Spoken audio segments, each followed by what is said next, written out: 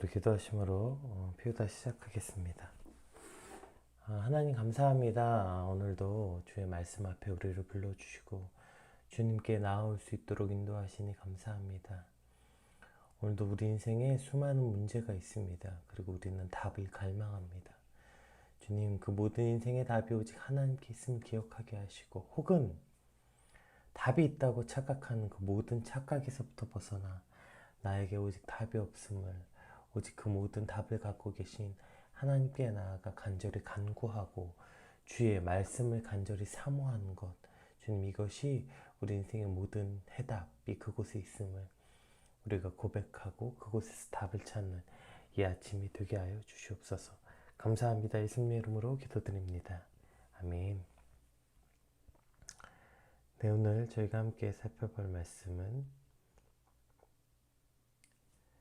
욥기 35장 1절에서 16절까지 말씀입니다. 욥기 35장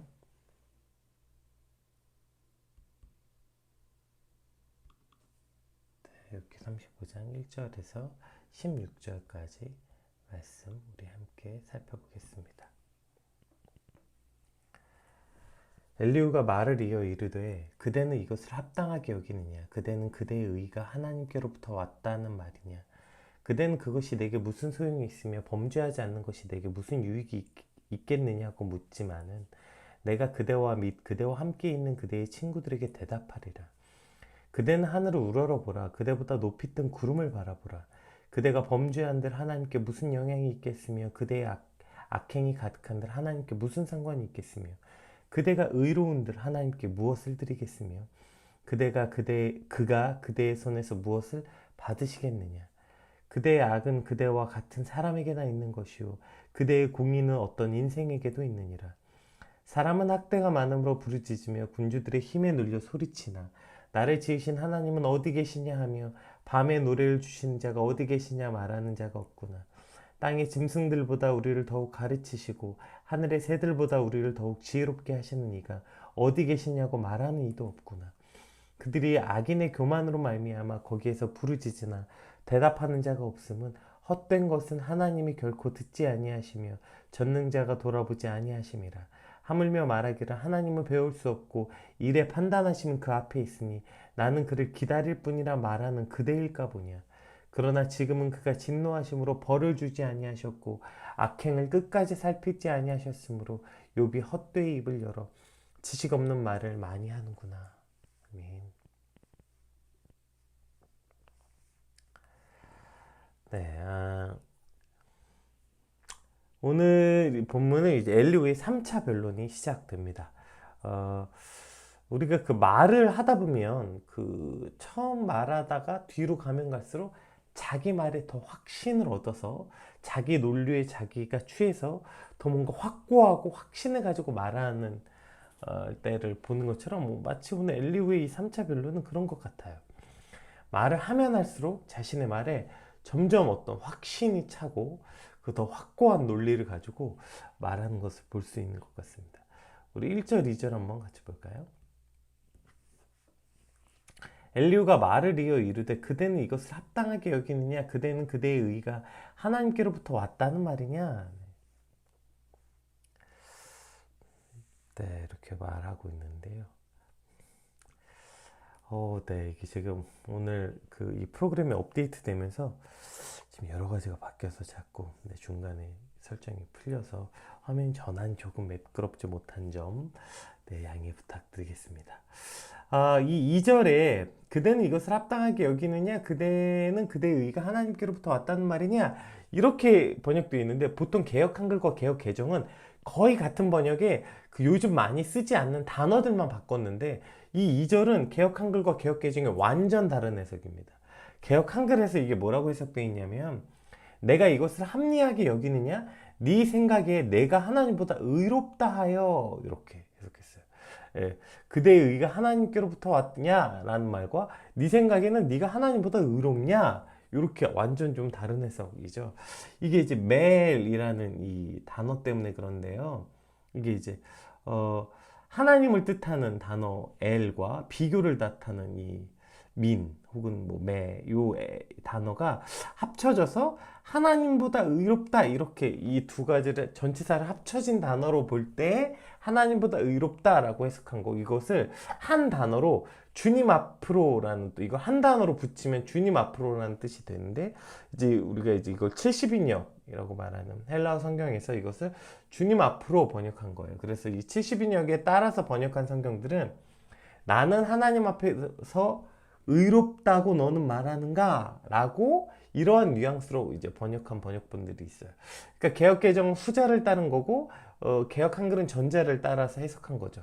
그러니까 이것이 네가 하나님보다 의롭다는 말이냐라는 뜻이든 네 의가 하나님께로부터 왔느냐 이 어떤 해석을 따르더라도 지금 이 엘리후의 말이 욥의 한 말은 아니라는 거예요. 그러니까 지금 엘리후가 욥의 말을 인용한 것처럼 말하고 있지만 욥의 말을 확대 해석하고 왜곡하고 있다는 말은 변하지 않아요. 욥이 언제 하나님보다 자신이 의롭다고 했고 자신의 의가 하나님으로부터 왔다고 했어요. 욥은 자신의 의로움을 주장한 것이 자신이 이처럼 모진 고난을 받을 만한 죄를 짓지 않았다. 나의 고통은 나의 죄로부터 온 것이 아니다 라는 말을 하기 위해서 의롭다고 한 거지. 인간의 연약함, 인간의 한계를 무시한 채 나는 절대적인 의를 가지고 있다. 이런 뜻으로 욥이 한 번도 말한 적이 없죠. 그런데 엘리후는 욥의 말을 자신의 기준으로 해석하고 욥을 정죄하고 지금 비판을 넘어서 지금 거의 비판과 비난을 넘어서 비꼬고 있죠. 계속 욥을 마치 비웃는 듯한 태도로 계속 이제 특히 오늘 본문도 맨 마지막에 나오는데요. 그러한 태도를 보이고 있습니다. 우리 3절 한번 같이 읽어볼게요. 그대는 그것이 내게 무슨 소용이 있으며 범죄하지 않는 것이 내게 무슨 유익이 있겠냐고 묻지만은 이렇게 되어 있는데요. 그러니까 이 말도 이제 우리가 함께 본 저 말처럼 그러니까 친구들이 그대는 죄를 범하지 않는 것이 내게 무슨 유익이 있겠냐 이 말이 이제 욥이 또 했단 말이야. 욥이 한 말이라는 거잖아요. 근데 욥이 지금 저런 뉘앙스로 말을 한 적이 있어요. 근데 왜 저렇게 말을 한 거냐면 친구들이 지금 죄인은 벌을 받고 의인은 상을 받는다는 식으로 이런 단순한 흑백 논리, 인과응보적 논리로 자꾸 욥에게 말하니까 현실을 봐라. 욥이 이제 그렇게 말했죠.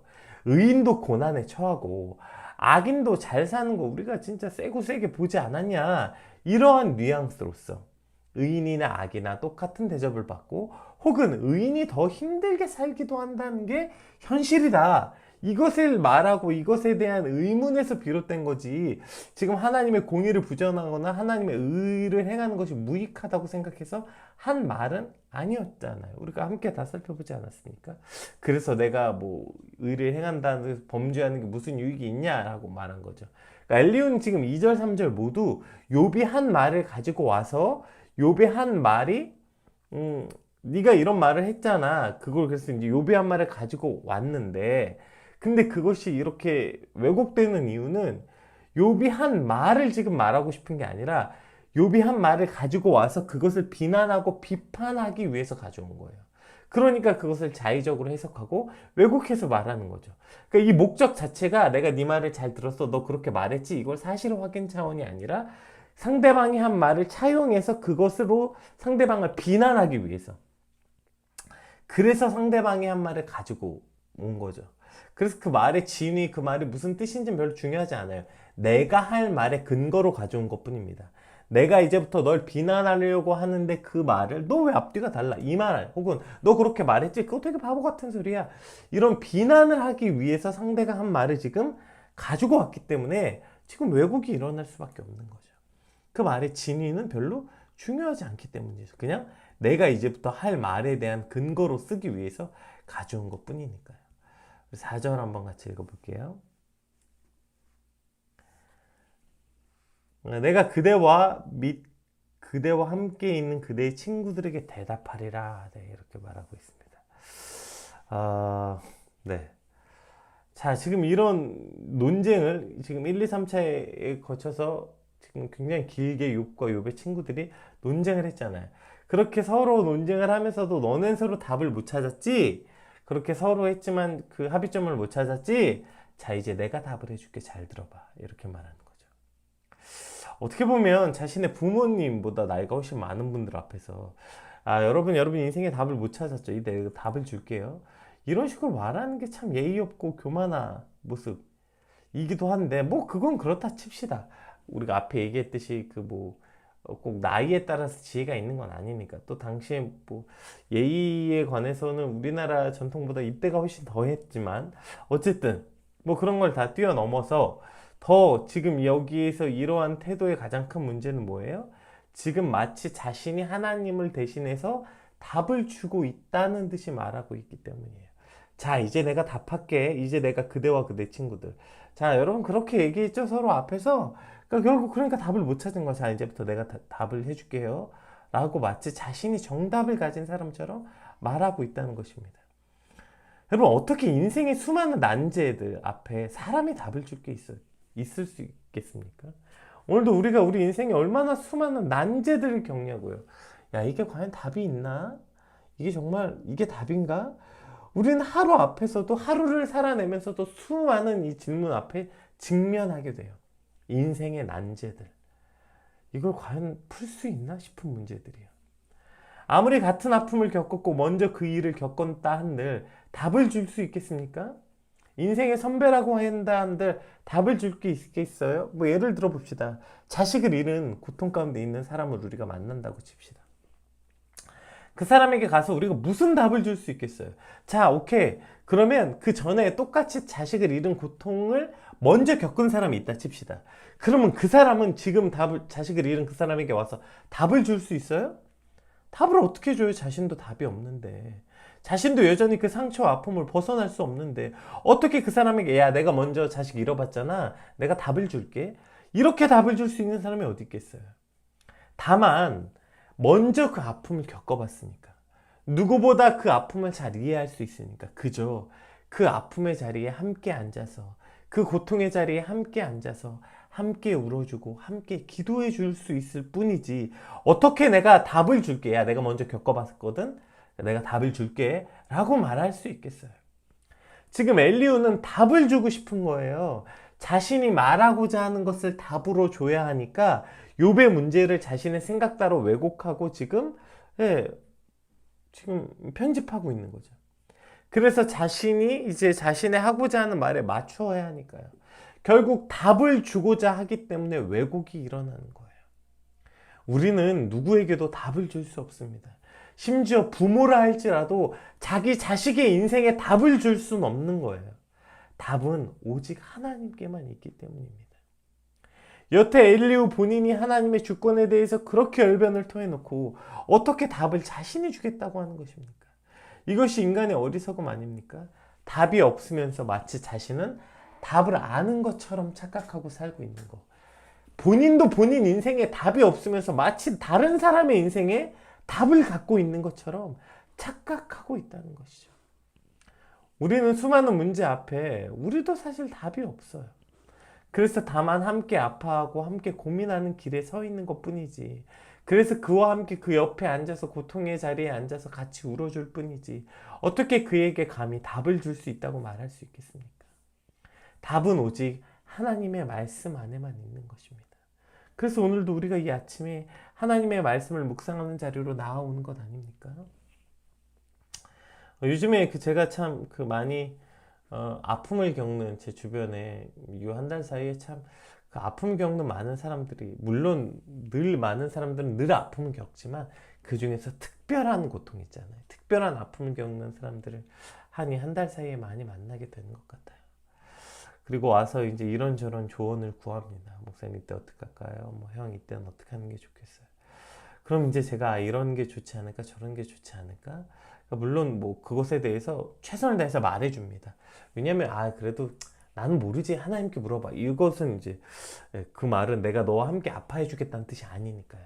최선을 다해서 함께 고민해주고 제가 인생에서 겪었던 일들에 대해서 함께 나눠줍니다. 그러나 그건 답이 될 수 없어요. 결국 그 말을 통해서 제가 줄 수 있는 건 그 말을 듣고 그 고통에 처한 이가 하나님 앞에 나오게 하는 것. 이것이 제가 할 수 있는 최선인 것입니다. 그래? 이건 내가 답을 줄게. 나 알잖아. 내가 먼저 겪었잖아가 아니라 그 말을 통해서 그래서 그 사람이 하나님 앞으로 나오게 하는 거, 하나님께 답을 묻는 거, 이것이 제가 할 수 있는 최선일 뿐이지 제가 감히 어떻게 그 사람에게 답을 준다고 말할 수 있겠습니까? 오늘 이 아침에 설교도 마찬가지 아닙니까? 제가 오늘 여러분과 함께 그냥 말씀을 함께 묵상하고 최대한 성경이 말하고자 하는 것이 무엇인지 풀어내는 것이 저의 역할이지 어떻게 지금 이 말 자체가 답이 될 수 있겠어요? 그래서 오늘 말씀을 여러분 스스로 묵상하고 이것을 본인의 말씀으로 받는 게 중요합니다. 이것을 그냥 출근하시면서 듣고 하시는 거 되게 좋아요. 의미 있습니다. 그런데 그것을 많이 듣는다고 해서 오늘 하루 종일 이걸 또 듣고 또 듣는다고 해서 그것이 답이 될 수 없는 거예요. 오늘 그 말씀을 듣고 이것을 어떤 말씀 한 절이라도 오늘 내게 주시는 말씀으로 받고 그 말씀을 기억하고 그 말씀을 나의 삶의 문제의 답으로 여기지 않는다면 마치 음악을 듣는 것 같은 거죠. 아침에 출근길에 음악 듣는 것처럼 그냥 이거 들어야 뭔가 오늘 내가 하루가 상쾌할 것 같고 좋은 말 듣는다. 그냥 뭐 인생의 교훈을 얻는다. 이렇게 듣는다면 이것은 그냥 음악을 듣는 것과도 그냥 흡사한 것입니다. 오늘 우리가 이 아침에 이렇게 나와서 함께 말씀을 묵상한 이유가 뭡니까? 우리 모든 인생의 난제가 오직 하나님의 말씀 앞에 있기 때문 아닙니까? 오늘도 인생의 문제 앞에 답을 찾아 헤매는 여러분이 계십니까? 하나님께 나오시고 하나님께 묻고 하나님의 말씀을 또 보고 또 봐야 합니다. 오직 그곳에 답이 있습니다. 또한 답도 없으면서 마치 답이 있는 것처럼 착각하고 살고 있는 사람들이 있습니까? 그래서 이건 이게 답이고 저건 저게 답이야 라고 착각하는 우리의 이 착각과 교만이 오늘 말씀 앞에 깨어지게 되길 소망합니다. 나는 답이 없기에 오직 주님께 매달리고 주님께 묻게 하여 주시옵소서 간절히 소망하는 이 아침이 되길 우리 함께 기도했으면 좋겠습니다. 우리 5절에서 8절 한번 같이 읽어보겠습니다. 그대는 하늘을 우러러보라. 그대보다 높이 뜬 구름을 바라보라. 그대가 범죄한들 하나님께 무슨 영향이 있겠으며 그대의 악행이 가득한들 하나님께 무슨 상관이 있겠으며 그대가 의로운들 하나님께 무엇을 드리겠으며 그가 그대의 손에서 무엇을 받으시겠느냐. 그대의 악은 그대와 같은 사람에게나 있는 것이요 그대의 공의는 어떤 인생에게도 있느니라. 네, 여기까지 한번 살펴볼게요. 그러니까 지금 이제 그 답이에요, 이게. 자, 이제 답을 주는데, 그래서 이게 그대는 하늘을 우러러보라. 이게 회심의 일격이죠. 왜 엘리후가 이렇게 자신있게, 자, 이제 내가 답을 줄게 말했냐면, 이게 이제 엘리후의 회심의 일격입니다. 눈을 들어 주를 보라. 이거예요. 그대보다 높이 계신 하나님을 보라. 이거죠. 네 문제에 함몰되지 말고 하나님을 바라보라. 하나님이 이처럼 크고 위대하시다. 하나님은 네가 죄를 짓는다고 해서 어떻게 되는 분도 아니고 네가 의를 행한다고 해서 하나님께 무슨 대단한 이득이 되는 것도 아니다. 하나님은 자존자, 절대자라는 것입니다. 인간의 행위가 하나님의 존재와 주권과 섭리에 어떠한 영향도 미치지 못하고 있다. 지금 이걸 말하는 거죠. 마치 사람이 하나님을 위해 무엇을 한다고 착각하고 내가 하나님을 위해 뭐 이것도 했다 저것도 했다 이런 말들이 헛소리라는 거죠. 그분은 자존자, 즉 스스로 완전하시는 분, 스스로 만족하시는 분이기 때문에 감히 불완전한 인간이 그분의 행위에 감히 도울 수 있다? 그분을 위해서 뭘 할 수 있다? 이럴 수 없다는 것입니다. 이것이 굉장히 통찰력 있는 지적 아닙니까? 엘리후가 이러한 깊은 통찰력이 있는 거예요. 그러니까 지금 이걸 회심의 일격으로 답으로 주고 있는 겁니다. 우리도 가끔 내가 하나님께 뭘 했다, 내가 하나님을 위해서 이것도 했다, 저것도 했다, 무슨 내가 하나님을 위해 진짜 대단한 일이라도 한양 착각하기 쉽죠. 그러나 도움이 전혀 필요치 않으신 분, 그분이 하나님이시잖아요.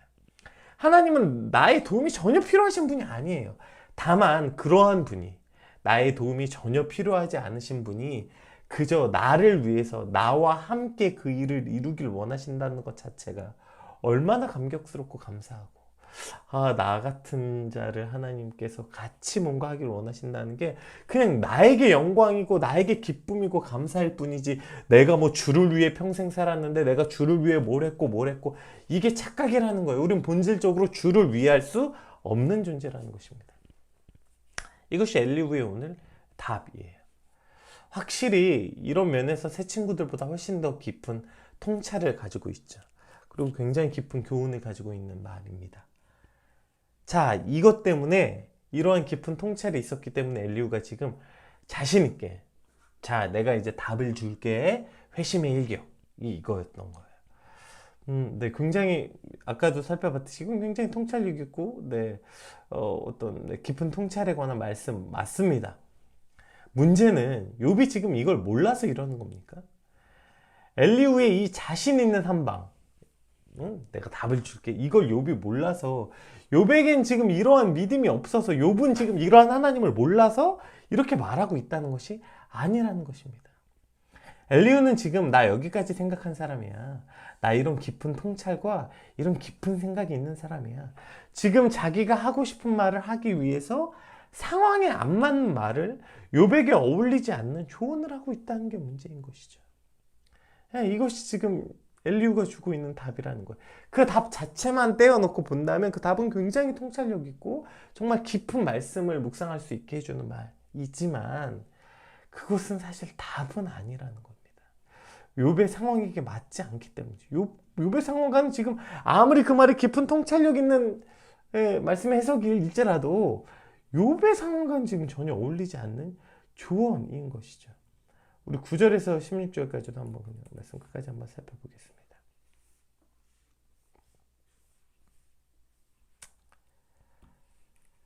사람은 학대가 많음으로 부르짖으며 군주들의 힘을 눌려 소리치나 나를 지신 하나님은 어디 계시냐 하며 밤에 노래가 주신 자가 어디 계시냐 말한 자가 없구나.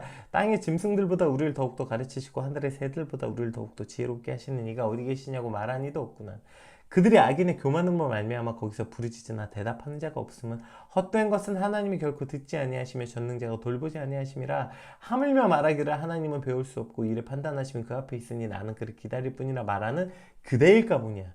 그러나 지금은 그가 진노하심으로 벌을 주지 아니하셨고 악행을 끝까지 살피지 아니하셨으므로 욥이 헛되이 입을 열어 지식 없는 말을 많이 하는구나. 네, 지금 이제 사람은 9절에서 이제 사람은 학대가 많음으로 이렇게 시작해요. 지금까지 욥과 욥의 친구들, 욥으로 지금 대상을 말하다가 사람은으로 시작합니다.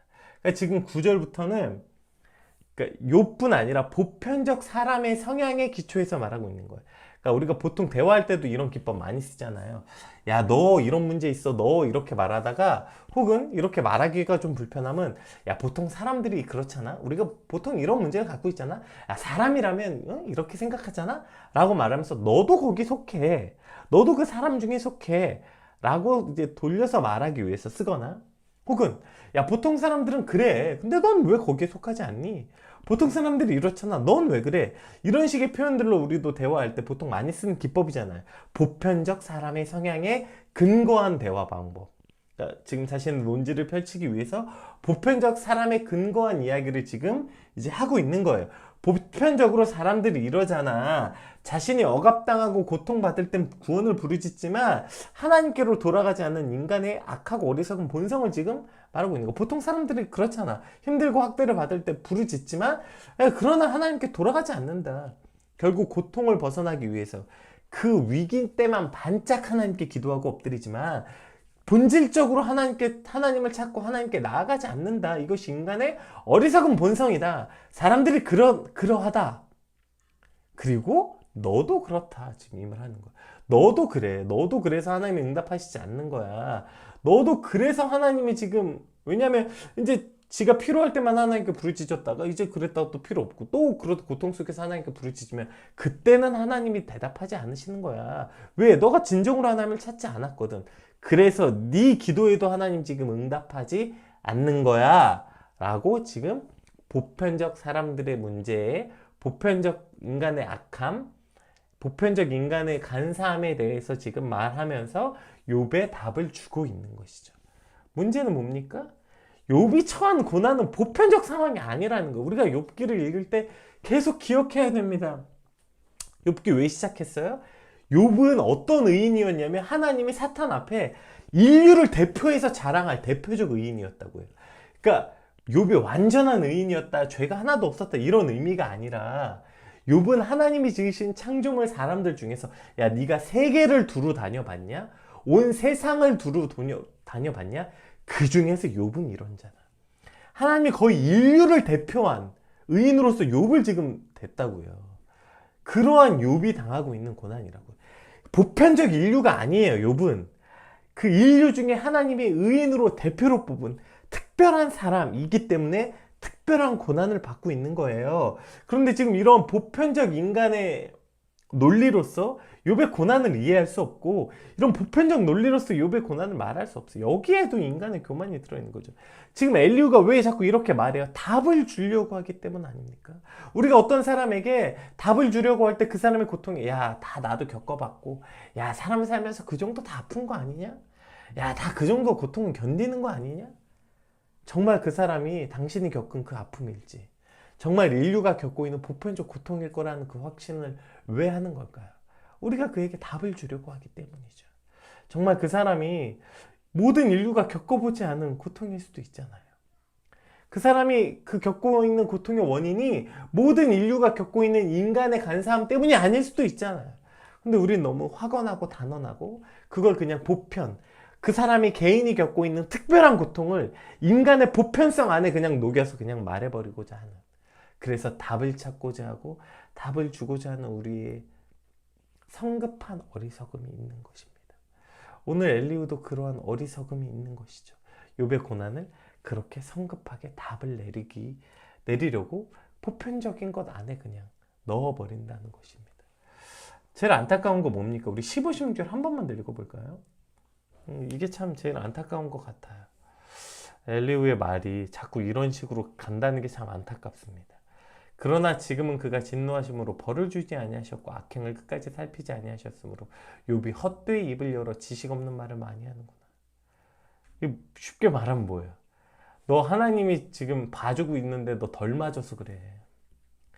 너 지금 덜 맞아가지고 지금 지금 그렇게 입 나불나불 하고 있는 거야. 너 더 맞아야 돼 지금, 이런 말이잖아요. 하나님이 너를 벌을 덜 주신 거야, 네가 한 악행에 비하면. 너 그래가지고 지금 네가 감히 하나님께 그런 말 하고 있는 거지. 헛된 말 그냥 하고 있는 거지. 너 벌받, 너 더 고통당하지? 너 그런 말도 못해. 너 더 고통당해야 돼. 예, 지금 답을 주는 것을 뛰어넘어서 욥을 비난하고 비아냥거리고 비꼬고, 예, 이러한 자세로 지금 엘리후가 나아간다는 것은, 뭐 성경에 대해서 뭐 엘리후에 대한 여러 평가가 있지만, 사실 저는 이 욥기를 묵상하면 묵상할수록 엘리후에 대해서 어떻게 긍정적 평가를 하는지 지금 이해가 잘 안 돼요. 어떤 보편적 그 설교에서는 엘리후가 하는 말을 마치 하나님의 말처럼 해석하는 경우도 드물지만 있습니다.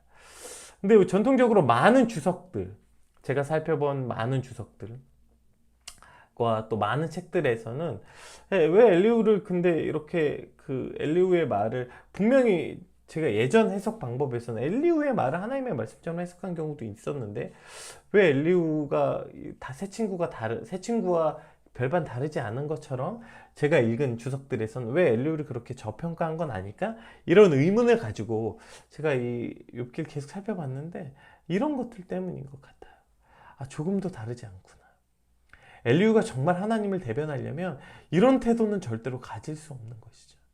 고통받고 있는 죽어가는 욥에게 가서 이런 식으로 어떻게 말을 합니까?